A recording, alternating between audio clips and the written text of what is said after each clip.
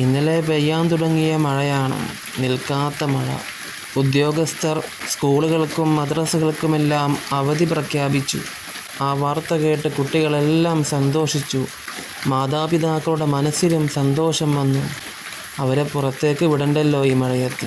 നല്ല വിഭവസമൃദ്ധമായ ഭക്ഷണം തയ്യാറാക്കി കൊടുക്കാമല്ലോ എന്നെല്ലാം കരുതിയിട്ടുണ്ടാകും. അള്ളാഹുവിൻ്റെ തീരുമാനം വന്നെത്തി. അവർ പിന്നെ രാവിലെ എണീറ്റില്ല. വല്ലാത്തൊരവസ്ഥയാണ്.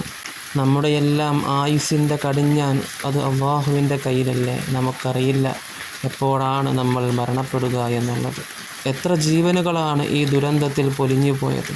നമ്മൾ ഓരോരുത്തരും ചിന്തിക്കുക, നാം ആരും തന്നെ സുരക്ഷിതരല്ല. എപ്പോൾ വേണമെങ്കിലും മരണം നമ്മെ കവർന്നെടുക്കാം. അതുകൊണ്ട് നാം എപ്പോഴും അതിന് തയ്യാറായിട്ടുള്ള ജീവിതമാണ് നയിക്കേണ്ടത്. അള്ളാഹു എല്ലാവരെയും പ്രകൃതി ദുരന്തങ്ങളിൽ നിന്ന് കാത്തുരക്ഷിക്കുമാറാകട്ടെ. ഈ ദുരന്തത്തിൽ ജീവൻ നഷ്ടപ്പെട്ടു പോയ സഹോദരങ്ങൾക്ക് അള്ളാഹു സ്വർഗം നൽകി അനുഗ്രഹിക്കുമാറാകട്ടെ. അവരുടെ ഉറ്റവർക്കും ഉടയവർക്കും അള്ളാഹു ക്ഷമ പ്രദാനം ചെയ്യുമാറാകട്ടെ.